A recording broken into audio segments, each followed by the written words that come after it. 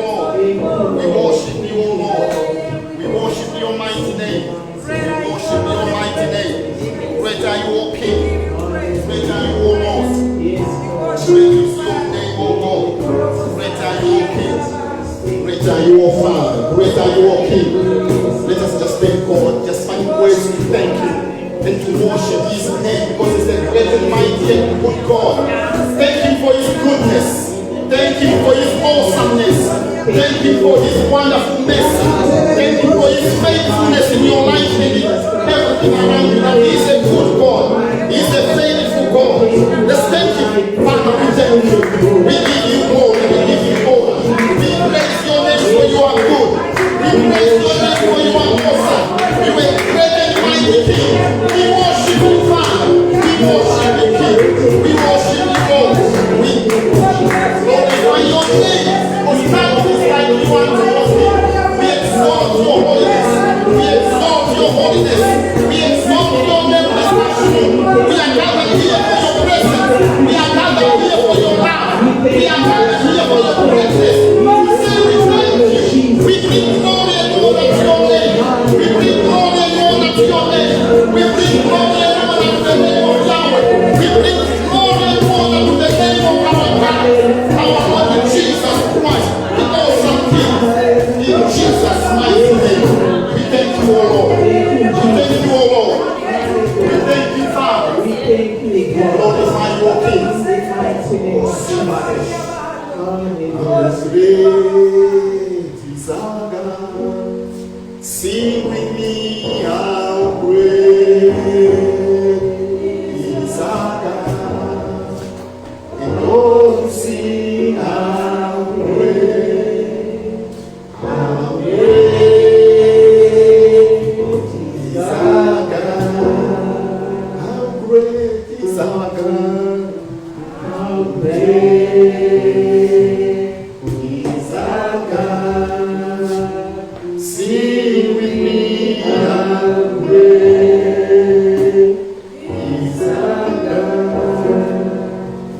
Oh, sing how great is our God. Father, we worship you. We thank you for your love. We thank you for your grace. And the Spirit of the living God, the mighty Holy Spirit, we surrender to you. We say you are our King. You are our teacher. You are our everything. And we surrender to your love. We surrender to your grace. We say we are the sheep of your pasture. Yes, thou art the great God. Thou art the great King. We worship you, Spirit of the living God. And we thank you for your love this afternoon. In Jesus' mighty name we pray. Amen and amen. We thank you, Jesus. We may take our seats. Thank you, Jesus. Thank you, Lord. Thank you, Jesus. Let us go to the book of Jonah, the prophet Jonah. The prophet Jonah. If you have the Bible, the prophet Jonah. Not in the book of John, the prophet Jonah. Thank you, Jesus. Thank you, Lord. The prophet Jonah. Thank you, Jesus. Thank you, Lord. The prophet Jonah, chapter 2. You can go ahead, please. Thank you, Jesus. Jonah, chapter 2.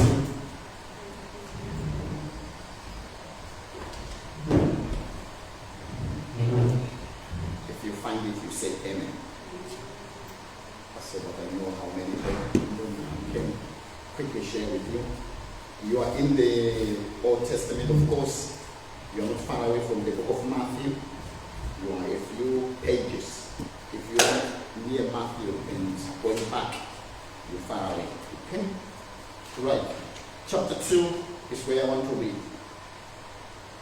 And I'm going to read from verse 8. Chapter 2, and I will read verse 8.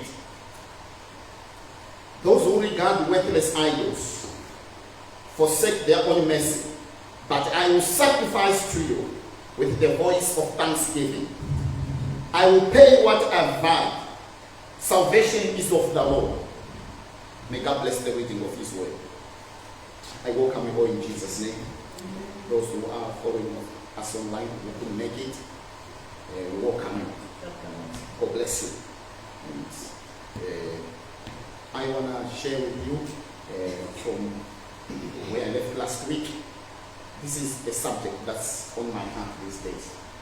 And I won't have a lot of lessons on it, but I could go for many months on this. But I'm not going to do that. I will spare you that. But I can tell you that the Lord is speaking to me about Thanksgiving. What are the benefits? So today I want to share about one benefit. I won't share a lot. One benefit of Thanksgiving. One benefit of Thanksgiving. And that benefit is Thanksgiving opens the door to the miraculous. Thanksgiving opens the door to the miraculous. It opens the provision of God in your life. That's what I will share today. And I decided to start. Last week I was sharing on Luke chapter 17, for those who were here, or those who remember. Luke chapter 17. 10 lepers come to Jesus. That was the essence. 17:13. 10 lepers come to Jesus. And when they come to Jesus, they shout from a distance, "Have mercy on us." How many people remember that story? Did you read it when you went home? Did you happen to just browse through it and get because when you read, you get more than what I say here. Okay? The Spirit of the Lord will whisper to you something. If the Spirit of the Lord does to you what it does to me, then you will see more. Alright? You will actually get to understand more. Alright? So 10 lepers come to Jesus and they shout from a distance, "Have mercy on us." And he said, "Go show yourself to the priests." And they went. As they went, they are all healed, cleansed. Okay? And only one came back to thank Jesus. How many people remember that one? He came back and falling on the feet of Jesus Christ, he cried out with a loud voice, thanking him. And then Jesus said, "How many were healed? Were it not 10? Where are the 9? That's where the voice of the Lord was near, Lord. Where are the other 9? Why didn't they come back to give thanks? And then he said to the leper who was now healed, "Your faith has made you well." Your faith. So I'm not going to talk about faith today, but faith is linked to thanksgiving, as you can see. Christ did not say your thanksgiving has made you well. He said your faith has made you well. But we know that this man was thanking him for the healing that had happened. And Jesus links thanksgiving to faith. So whatever people call faith is linked to thanksgiving. If you find that your heart does not thank God, then you need to adjust your heart. The heart, I mean the spirit man. Your mind must agree that I have to thank God. Somebody would say, "I have nothing to thank him for. There's a Lord." Why do we thank him? Psalm 100, don't open it. Psalm 100, verse 4 and 5. We thank him for his goodness. We thank him for his abounding mercy. We thank him for the truth of his faithfulness. He's a faithful God. I can testify of his faithfulness. So today, I want to change a little bit, but on the same course, but talk about thanksgiving as a key that opens the miraculous. And I start from this prophet called Jonah. He lived in a place called Gath-Hepher in the mountain of Ephraim in Samaria, right up in Galilee. That's where he lived. And God speaks to him. He said, "I want you to go to Nineveh, the city of the Assyrians. When you get there, I want you to proclaim my word to them. And you will see what I do." And Jonah decides to go opposite from what God had said. He decided to go to Tarshish on the west. God said go east. He decided to go west, right opposite from what God had told him. And I want you to notice something. The moment Jonah begins to disobey, everything is going down, isn't it? He left the mountains of Ephraim in Galilee, went down to Joppa near the Mediterranean Sea. That's where Joppa was. Went down to Joppa. He went down to the city of Joppa, went down to the harbor to board a ship, and went down into the ship, and later he ends up in the well of the ship. So everything went downhill for him.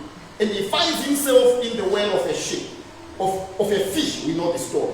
There's a lot of talk about it, but that's not my point. My point is, while he is in the belly of the fish, he begins to pray.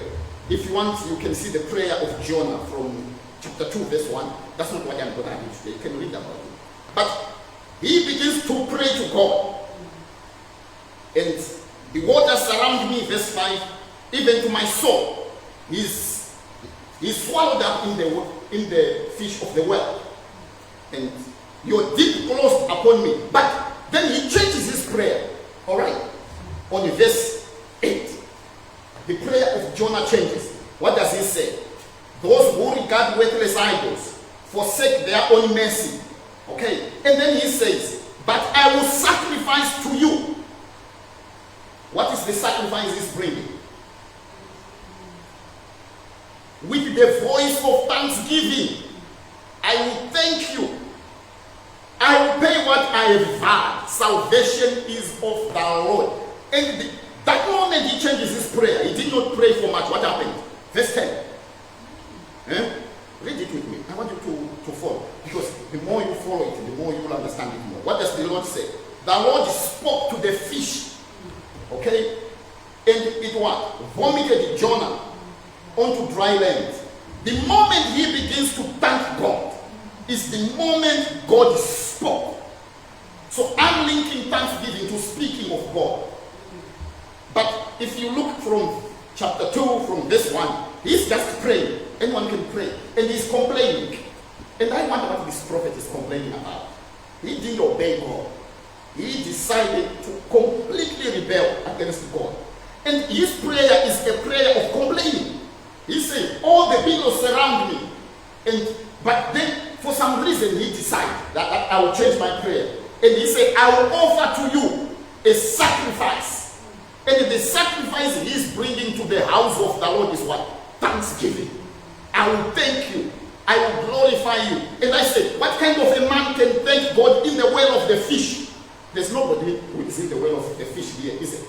So that means everybody here, if you are not in terrible or dire circumstances like this prophet, you can thank God. Surely you can have something to thank God for. Surely your heart can lift up and thank God. And I read last week of an apostle called Paul. He is in prison in Rome, in Italy, in the city of Rome. He has appealed to Caesar, and he is under house arrest for 2 years. And I said last week, if you appealed to Caesar as a higher court of record, you would spend 2 years in prison before meeting the emperor. And then if you are convicted, you would add 2 years to your sentence. And he is under house arrest for 2 years. And then he writes letters to the churches. And I said he wrote a couple of letters. The first one was Ephesians, Colossians, Philippians, and he also wrote the one that I read from, Philippians chapter 4. With prayer and thanksgiving, I'll save you, O Lord. What kind of a man can be in prison and yet thank God? There's no one of us here in prison. We can have a heart that thanks God. Okay, so the miracle is when he changed his prayer in his problem, in his challenges, God spoke to the fish and it vomited him on the shores of Nineveh. He's actually vomited to the destination he was running away from. And God said, I want you to complete my assignment. So what he was thanking God for was God would take him away from the assignment. A lot of people think, why was this prophet so scared to go and preach to Nineveh? Because if you read the book of Jonah and the life of this prophet in Chronicles, you get the reason why he was angry with God. He said, if I go to this seat of the heathens, I know you will have mercy on them. I don't want you to save them. I want you to punish them. That's what he was running away from. A simple excuse. Running away from the mercy of God. To say, I know you are a merciful God. If I go, you will save them. So I decide that I don't want to go because of your mercy. I thought he was scared of the Assyrians. No, he was scared of the mercy of God. All right, let me do this. Let's go to the book of John. You can all open this one. The book of John. I want the life of Jesus. Let's see what Jesus does in thanking God, because he's our example. John chapter 6. John, the book of John. Not Jonah, John. Okay? One of the Gospels. Matthew, Mark, Luke, and John. So you're not far away from Matthew. I give Matthew as a reference. And I want to read on verse 11. Okay, let me read a few verses before 11. Let's read quite a few. Are you there? Say amen if you're there so that I know. Good, good. Then Jesus went up on a mountain. Okay, I'm reading from going back to verse 3. Okay, verse 3. Are you seeing it? Jesus went up on a mountain, and there he sat with his disciples.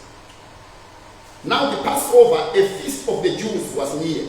Then Jesus lifted up his eyes, seeing a great multitude coming toward him. He said to Philip, "Where shall we buy bread that these may eat?" I want you to see something. A lot of people say, the instructions of the Lord are difficult. But I want you to see what the Lord Jesus Christ himself did. Great multitudes are following. They want to be healed. They are bringing the sick, the lame, the blind to be healed by Jesus. What does he do? He goes up a mountain. You would think that Jesus would go to the people, wouldn't you? Isn't it?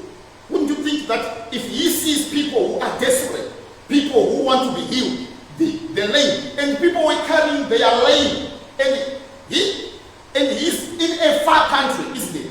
In a desert place. He climbs actually a mountain. So people have to carry the lame up the mountain. God wants to be followed. He wants to be pursued. There's no miracle that can come if your heart is not pursuing. There has to be a determination in your heart. A lot of people think the mercy of God is just available. He just gives it. No. God wants to be pursued. Why is he going in a mountain? Why not climb down a mountain and go to the people and heal them there? And you see something. He wants them to exercise their faith. How do they exercise? By following him. They actually follow him into a desert. And even further, he goes up a mountain. If it was my generation, they would be complaining. He's making life difficult for us. He is making life difficult. Why doesn't he just come down and heal our people? Because I want you to see something. Faith, which I'm linking to thanksgiving, is an action. If it's an action, there is no healing or deliverance that comes without you performing an action.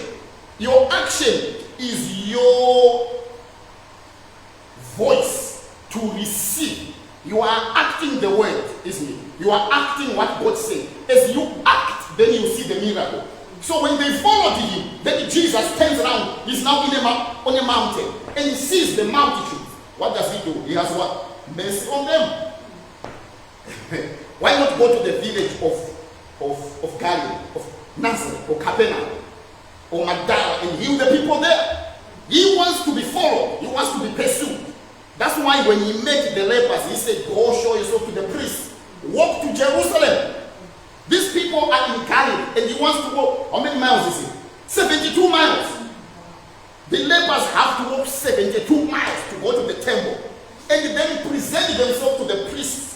So there is work involved to this. Why did Jesus say, "Come over here and I will touch you and you'll be healed"? There is a work.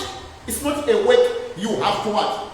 A positive manifestation of the word is needed from your side, the receiver of the miracle. So thanksgiving is also a key. It is an acting of faith. As you thank God, he sees you as what? Performing faith. Does that make sense? As you say, "Lord, I thank you," that means in your heart you are receiving. So faith is our positive receiving, our positive acting, our positive acknowledgement of what God said. If we act the word, how do you act it? You thank God. God, I thank you. A lot of people find it hard. Lord, despite your situation, despite your circumstance, Jonah was deep in the well of the fish, isn't it? Deep in the depth of the stomach of the fish. And he realizes he's not dead. God still has mercy on him. So God takes him from west to east, where he sent him. And as he begins to thank God, while he is in trouble, don't wait until your life is right to thank God. You need to thank God in the situation you are in. Whatever it is that is bothering you, thank God.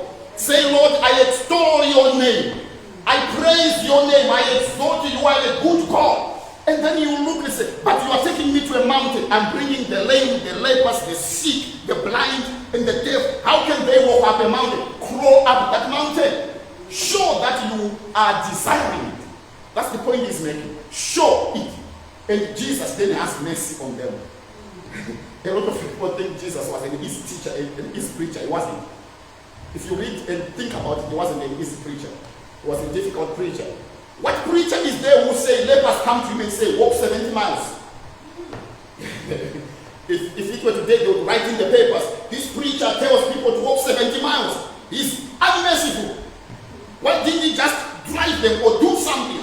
Hire a horse or do something. He says, walk 70 miles and present yourself. You present yourself. And as they are obeying the instruction, then they are healed.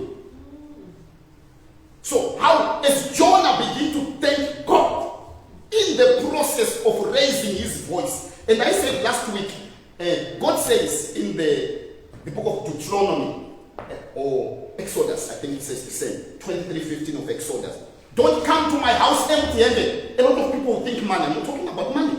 Don't come to my house empty-handed. He's talking about bring a sacrifice.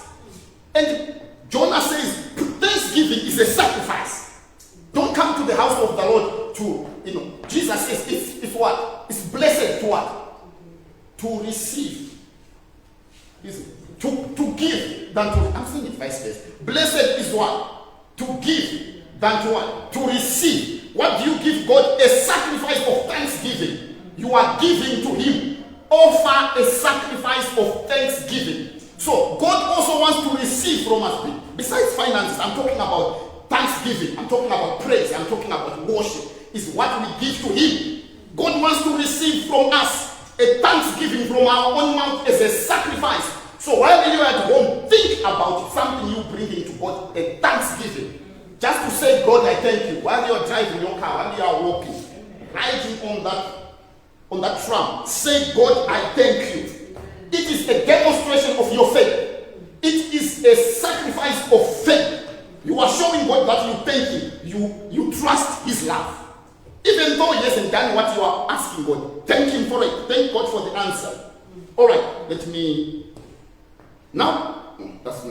go to, we know that he begins to ask, isn't it? Where shall we buy bread to feed all these people?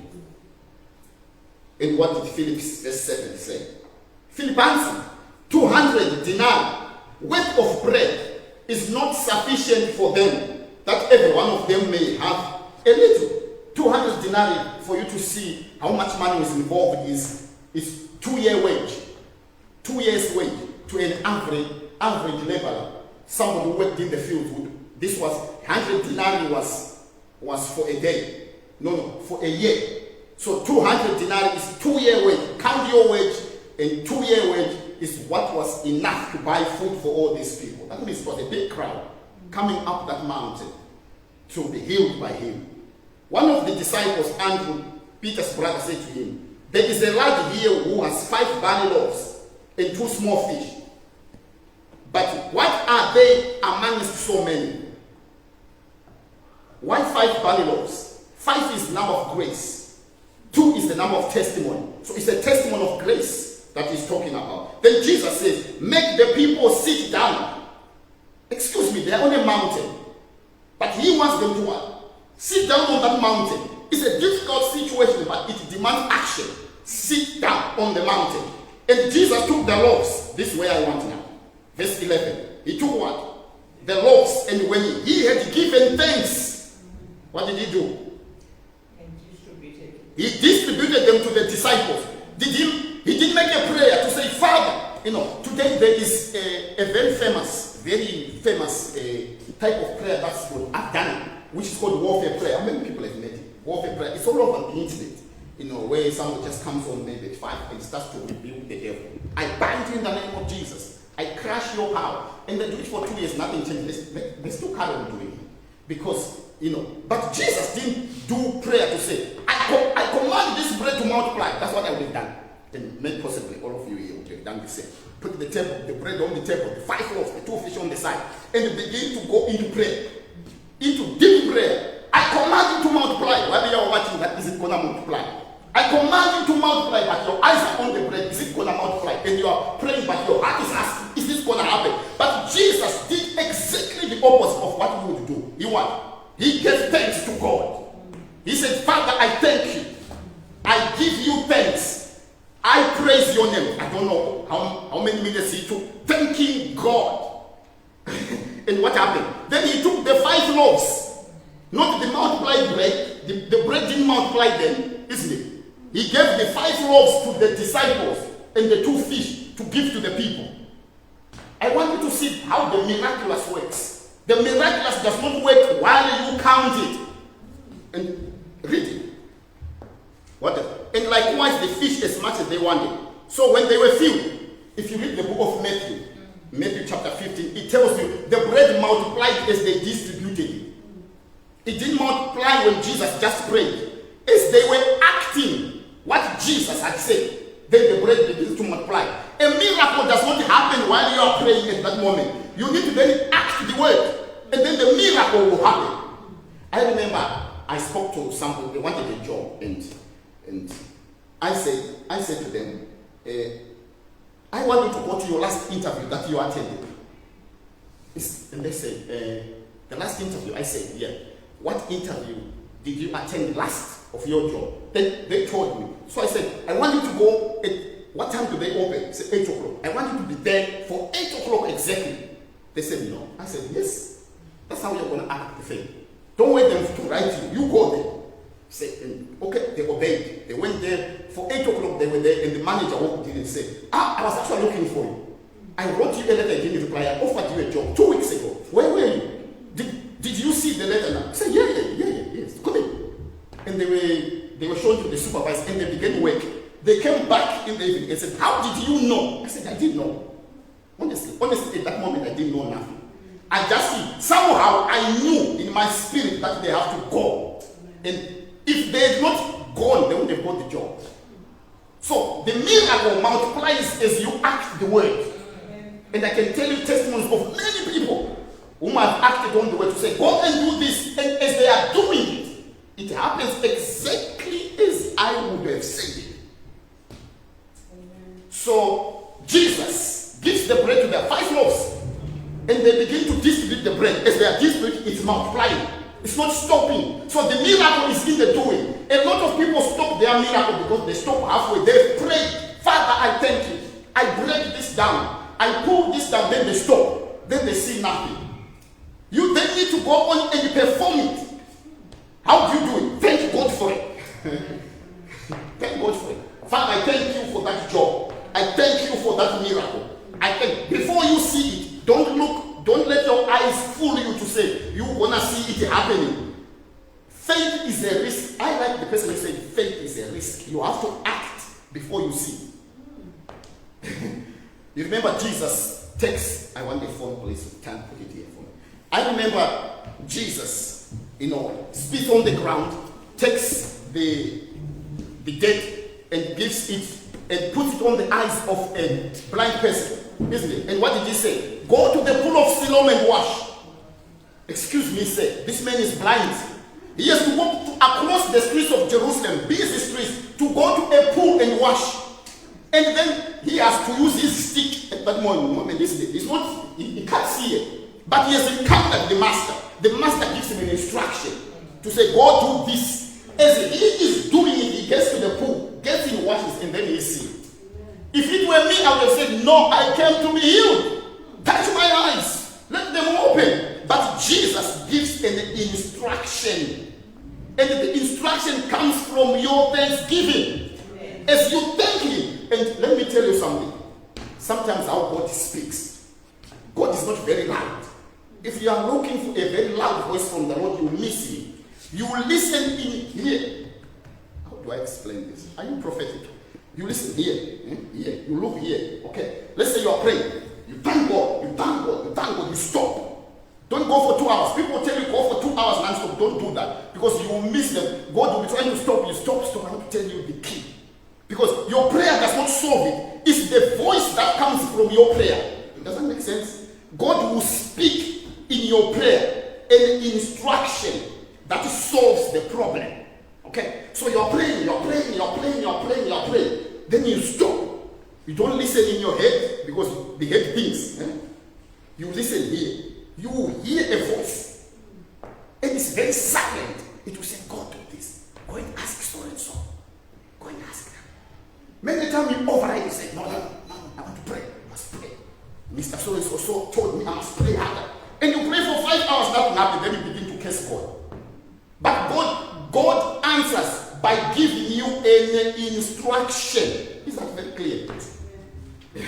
The other day, I always train with my wife, Christine. I said, God told me something last night, but I'm not going to tell you. Because if I tell you, you might say, are you sure about that? But I want you to ask God. And I'm giving you 2 days or so. I will be quiet for 2-3 days. Then tell me. So I went to work. The second day I called her. I thought she's so quiet, she's not saying anything. So I called her, I was at work. I said, did God say anything? She said, no. I said, seriously? Are you sure about that? Then she said, but I heard, as I was doing, I think one of the girls here, I heard a name. I said, tell me the name. I heard Victor. I said, that's correct. Well, that's what God told me. What they told me, exactly the same name. And she thought it was a head. This is where I want you to see how God speaks. That's the lesson. She thought the word came in her head. But it was not because she was not praying, she was not thinking about, but that voice came, Victor. I don't know many times, Victor. And she said, but I just hate this. I don't know what it means. It might not just be my head. I said, no, that's God. That's exactly what I wanted to hear. Then I explained to her what God had told me in detail, of course. Then I told her what exactly, that's exactly. Then I explained, she said, so I hate God. I said, yeah. You might have missed him if you were not paying attention. If I had not explained, she might have thought it's a head. That's how God speaks. He drops the name of a person who must pray for you. That's how God answers prayer. Or he might tell you to go to a place and stand there. And you think, people think I'm mad. Just stand there. Just hang about. And somebody will walk along or something will happen while you are there. That will solve your problem. And many people run away from the solution. That's what this young prophet John, not young, I don't know whether he was young or... Oh, I thought he was a young man. Only young prophets run away from God. The older ones, they listen. They would have been trained. Because God will train you to hear him. So Jesus thanks God, breaks the bread, gives it to the apostles. It's still 5 loaves. As they are, who is distributing? The disciples, not Jesus. Jesus just thank God, break it, give it to the apostles, and they begin to, if it were me, it's still not enough. We told you there's a great mountain you can see, it's not enough. They obeyed. Obedience. I've got a message that the Lord has been speaking to me this week. I'm not going to preach it, but I was preaching to her yesterday. God has been talking to me about obedience. And he says in the book of Samuel, rebellion is as the sin of witchcraft. To rebel against God. To rebel is to refuse to do what God says. It's as the sin of witchcraft. And the stubbornness is what? Is iniquity and idolatry. If you are stubborn before God, it says, I was scared when God told me. And I begin to repent. Next time I will preach it and you will hear what God told me. Not now. I want to talk about thanksgiving. Let's read, if you go to verse 22, is it 22? 6, we were reading 11, where were we? 22, 23, yeah, my time is up. 22, 23, what does it say? The clouds that they 22, the same chapter. 6:22. Yes, what does it say? Next day, the crowd which had stayed on the other side of the lake realized that there had been only one boat there. They knew that Jesus had not gone in it with his disciples, but that they had left without him. Other boats which were from Tiberias came to shore near the place where the crowd had eaten the bread after the Lord had given thanks. Okay. The writer wants to remind us the importance of giving thanks. What does he say? He makes a comment to say, this event happened in Tiberias. He said, the bread that multiplied after the Lord had given thanks. He thinks you might miss it. And he adds it a second time to say, thanksgiving is important. You have to learn to give thanks to God. You have to read Psalms and thank God every morning. Don't go into warfare prayer. And I'm not against warfare prayer. I hope you understand. It's just a comparison. Because I think warfare prayer has been given a big, leap, which it does not have. If you do it, I speak to many people. They've done it and then they fall back. And I ask them, what happened? Nothing happened. And I said, I told you when you started that nothing will happen. Because I know exactly why nothing will happen. I know exactly. Many times the problem has grown bigger if you speak to the people who do it. But if you give thanks, you are demonstrating what? Your faith. You are saying to God, I'm thanking you for the answer before you see it. Is that right? You're thanking God for the answer before you see it. That's faith. Faith is seed, and there is action that's needed. So, verse 22, he says, the Lord gave thanks and the bread multiplied. So, what opened the key to the miraculous is giving thanks. It's thanksgiving. It's an offering of thanksgiving. We are a priesthood. Priests offer something. Priests don't just do. They offer. They come with thanksgiving. They come with praise. These are what we offer to God. We give him something. Blessed is he who what? Who gives. So that as you give him thanksgiving, as you give him praise, and I said thanksgiving is what? Is what? Is acknowledging the goodness of God. Acknowledgement of the goodness of God. Praise is the acknowledgement of his greatness. And worship is an attitude of the heart. When you praise, when you thank God and praise him for his goodness and for his greatness, then your heart is now ready to worship. Worship is when you get into that place through the heart, not through the mind, through the heart. And then you worship with your heart. You touch the heart of God. And his presence then manifests itself to you. And then you know that you have been heard. If you stop in praise, you must get to worship, where you start to groan in the spirit, where your spirit connects with the Spirit of God. As you connect in worship, there is not that many words in worship. It's now an attitude of the heart. It's a heart that's prepared, a heart that's ready to serve and to worship him, and to tell him of his holiness. We might have great people, we might have good people, but we don't have holy people. Holiness is an attitude, it's an attribute that God has. This holiness is who he is. He is a holy God. He is a holy God. Holiness is what he gives you when you touch his heart in worship. But first you have to acknowledge his greatness. You have to acknowledge his goodness. And this comes in thanksgiving. Anyone can do thanksgiving. Anyone. To thank him. How many people if you have children, you know what I'm talking about. You buy them some sweets and you give them, they just take them, start to eat. What will you say if you are a good parent? What do you say? You take them back and say thank you. Why do you do that? Because you are training them to thank. And we should come with the same attitude before God of thanksgiving. Telling God how good he is. I love him, Jesus.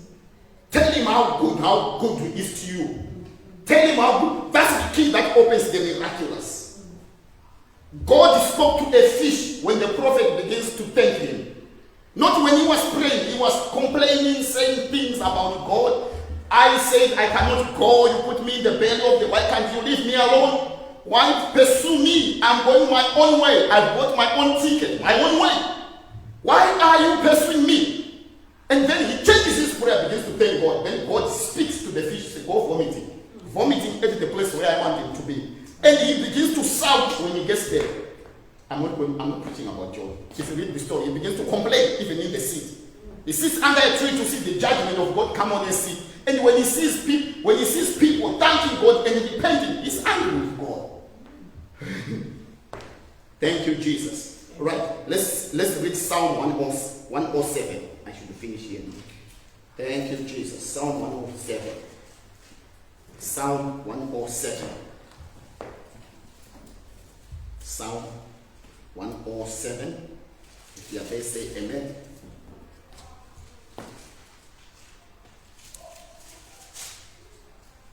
Are you there?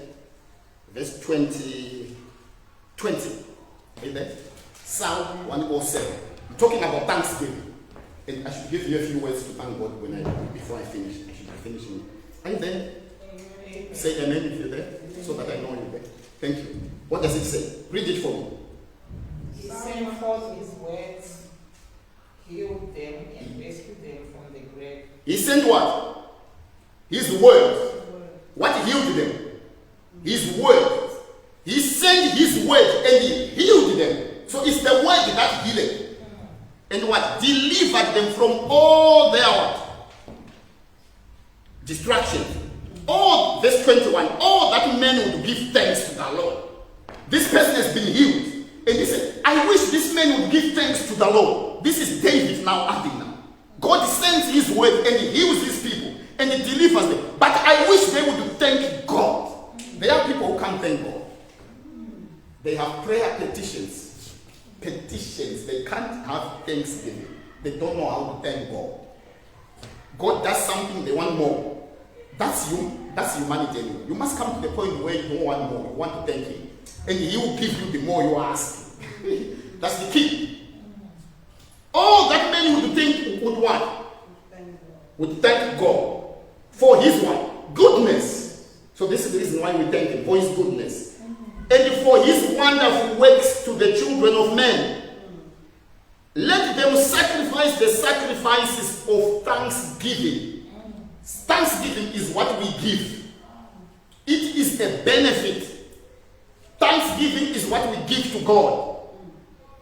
It is what we offer as priests to God. Thanking him. Developing an attitude that thanks God. Developing an attitude that wants to give him thanksgiving.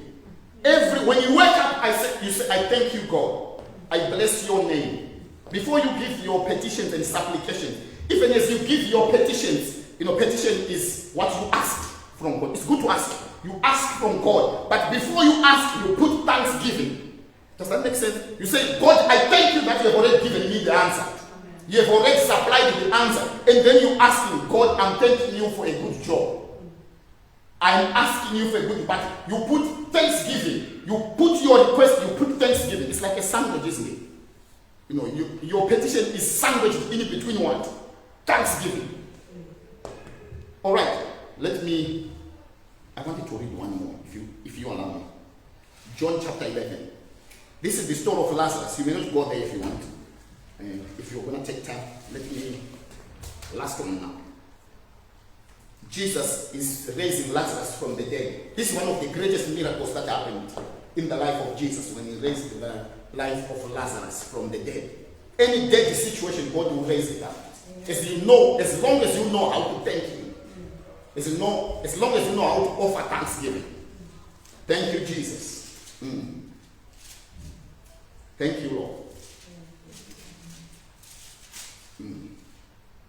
I need to pray for burdens, okay? Okay. Verse 39. Are you there? 11. John chapter 11. Verse 39. Jesus said, take away the stone. Lazarus had been dead for 4 days, isn't it? And they buried him in a tomb. Then Jesus was far away on the Jordan, on the east side of the Jordan. And they sent word and he delayed for 4 days. On the 4th day he arrives. The 5th day he arrives. And they say, where have you laid him? And the sisters of Lazarus, Martha and Mary, are already weeping. And their friends and neighbors, they've been weeping for 4 days. And Jesus says, where have you laid him? They pointed to the tomb and said, take away the stone. And Martha, the sister of him who was dead, said to him, Lord, by this time there's a stench, for he has been dead for 4 days. Jesus said to her, did I not say to you that if you would believe, you would see the glory of God? If you believe, let's see what this belief in Jesus is calling, isn't it? Then they took away the stone from the place where the dead man was lying. And Jesus lifted up his eyes, and what did he say? Father, I thank you that you have already heard me. To Jesus, Lazarus is already alive. So he says, I thank you that you have already heard me. But he hasn't prayed yet. But his prayer is thanking God for the prayer that's already been heard. How many people know that God is not going to do anything else? God has already done everything in Christ Jesus. Isn't it? God has already healed us. God has already delivered us. God has already given us everything that we want. It's done already. The cross has finished everything. All we need to do is to know how to receive. The prayer is not, God, I want you to raise the dead. Because God has already raised them through the cross. God, I want you to heal me. That's not the prayer. Because God has already healed us through Jesus Christ on the cross. The cross has already healed us. What is the prayer? The prayer is thanking God to release the healing that has already happened. Amen. Because Jesus is not going to come and die again. He's dead and he rose again from the dead, ascended into heaven. He's sitting at the right hand of the Father. Our duty is to receive what he has already done. So you don't pray to say, God heal me, God do me this, God do me this, because the cross has already done it. Our job is to release, and the thanksgiving is a key that releases what Jesus has already done. That's why Jesus said, Lord, I thank you because you have already heard me. That's past tense. That means somewhere God had already heard Jesus. So Jesus came knowing that the dead man will rise. He knew it. He was not experimenting. He knew that the dead man is going to arise because God has already heard me. That's why the Bible says, Blessed be the God and the Father of our Lord Jesus, who has already blessed us. That means God is not going to bless anyone again because he has done it. All we do is to find keys that he receives. And thanksgiving is a key that he receives. We don't ask him to do what he has already done. We find ways of unlocking what God has already done through Christ. So thanksgiving unlocks the healing, unlocks the raising of the dead, unlocks the blessings, unlocks every miracle that is hidden in the cross. And I said, God wants to be pursued, ladies and gentlemen. God wants people who can follow him. He does not want people who cannot. You have to pursue, to follow him, and unlock the things of the Spirit that God has already done. And thanksgiving, are we ready to give thanks? Thank you, Jesus. Are we ready to give thanks? I want you to open 141. 145 is a prayer of thanksgiving. And we're going to pray that prayer. Thank you, Jesus. A prayer of thanksgiving, of giving thanks to the Lord. 145 Psalm. We'll stand up and we will read it, and then we will pray. Are you ready to pray? If you've got anything that's been bothering you, anything that's eating your heart, you have come to the solution. The solution is to thank God for the problem before it happens. And you will see it manifest. That I can assure you. I assure you that you will see the answer as you praise the Lord. Are we on Psalm 145? That's a prayer of David for thanksgiving. It says, I will extol you, O God, my King. Is that what it says? Are you on the record? Is it correct what I'm saying? I will extol you, O God, my King. I will bless your name forever and ever. Okay, let's stand on our feet and we're gonna pray. Our prayer is to say we thank you. Thanksgiving. Let's not ask anything. We thank him for the healing. We thank him for the deliverance. We thank him for the solution that he provides. We thank him for the answers to the prayer that has already happened. We thank him that he is the solution. And we will see solutions happen to our lives. When you call them to come. Because we want to thanksgive and we give thanks and then we have our communion. Okay? I want you to go home. When you go home, develop, I don't know how you're going to develop this attitude of thanksgiving. I'm going to pray for you so that what God gave me, what led me to this message, is what I want you to attach to you so that you can go and thank God. If you can catch on to the same grace of thanksgiving, attached to the same grace of thanking God, oh my God, you won't sleep thanking God. Okay, let's read it. Thank you, Jesus. Let's all read it so that we pray about it. I will extol you, my God, O King, and I will bless your name forever and ever. Every day I will bless you, and I will praise your name forever and ever. Great is the Lord and greatly to be praised, and his greatness is unsearchable. One generation shall praise your works to another, and declare your might acts. Tell them to come. I will meditate on the glorious splendor of your majesty and on your wondrous works. Men shall speak of the might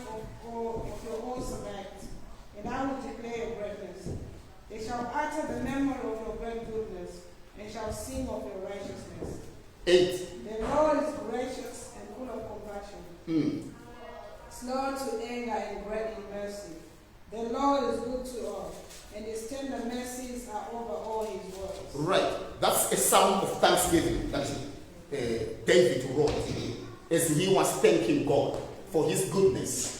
And he says, the works of the Lord are over all, and his goodness and his mercy is over all. So I will read one and then we will pray. The prayer is to thank God for the goodness in your life. Thank him for the good things that he has done and that he's going to do. And that the Lord is good to you. And I tell you that he is good to you.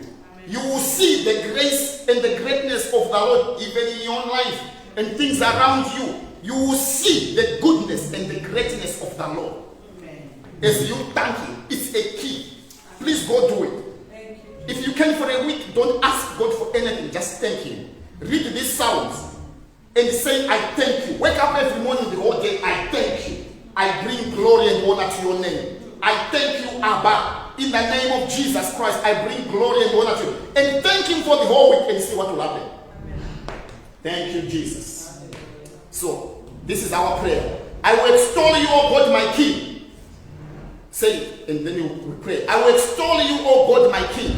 I will extol you. And I will bless your name forever and ever. And I will bless your name forever and ever. Let's pray that prayer. Father, I thank you. I bless your name. I extol your name forever and ever. I bless you. I bless you. I give you glory. I give you honor. I give you praise. I give you honor. I give you praise. I give you praise. Every day I will bless you. I will glorify your name forever and ever. Great are you, O Lord. Great in my life. Great in everything around me. You are a great God. You are a great King. I bless you for your greatness. I bless you for your greatness. I bless you for your love. The King that unlocks the miraculous. Let the miraculous open in the lives of your people because of thanksgiving, because of your goodness. In Jesus' mighty name I pray. Amen. Amen. Say, every day I will bless you. Every day I will bless And you. I will praise your name forever and ever. And I will praise your name forever and ever. Great are you, O Lord. Great are you, O Lord. And greatly to be praised. And greatly to be Pray praised. that prayer, but you are greatly to Thank be you, praised. Lord. You are great, O God. You are greatly to be praised. Great is your holiness. Great is you, O Lord. I praise your name. I praise you, O Lord. I praise you, O Lord. I praise you, O Lord, in the name of Jesus. I give you glory. Every day I praise you. Every day I praise you. Every day I glorify you. I honor your name forever and ever. Every day on my bed, when I walk, when I arise, I praise your name because you are a great God. Because you are a great King. Your greatness is unsearchable. I bless your name forever and ever. In the name of Jesus. Lord, I thank you. Great are you, O Lord, and greatly to be praised. Thank you, Jesus. Thank you, Jesus. May God bless you. Amen. May God do you good. Amen. May God show up when you thanksgive him. Amen. When you give him thanks. Amen. May he be the solution to your problem. Amen. May he be he who covers you with his love and his mercy. Amen. May his tender mercies cover you. Amen. May his greatness be around you for Amen. all your days. Amen. May you walk in great favor and great mercy. Amen. May you walk in favor. May you walk in grace. Amen. May you never be stopped because of the greatness of our God. Amen. May his love engulf you and cover you. Amen. In the name of Jesus, I declare it now. Amen. In the name of Jesus Christ. Lord, I thank you everyone with their burden. Yes. I release them from their burden. Amen. In the name of Jesus Christ, I Amen. release every burden. Yes. I release every burden. And the Holy Spirit, I thank you. Spirit of the living God, I worship you. I glorify your name because you are good. In Jesus' mighty name I pray. Amen and amen. Father, I thank you. Thank you, my Lord. Thank you, my Lord. Thank you, my Lord. For the rest of my life. Thank you, my Lord. Thank you, my Lord. Thank you, my Lord. For the rest of my life. Thank you, my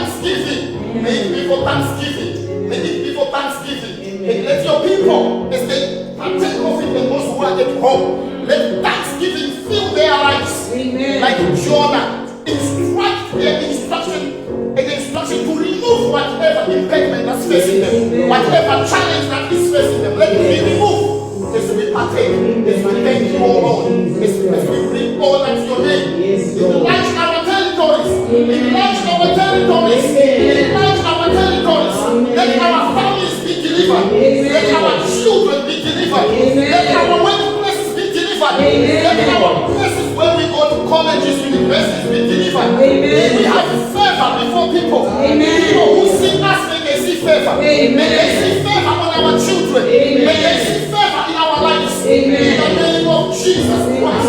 Thank you, Lord, for your love.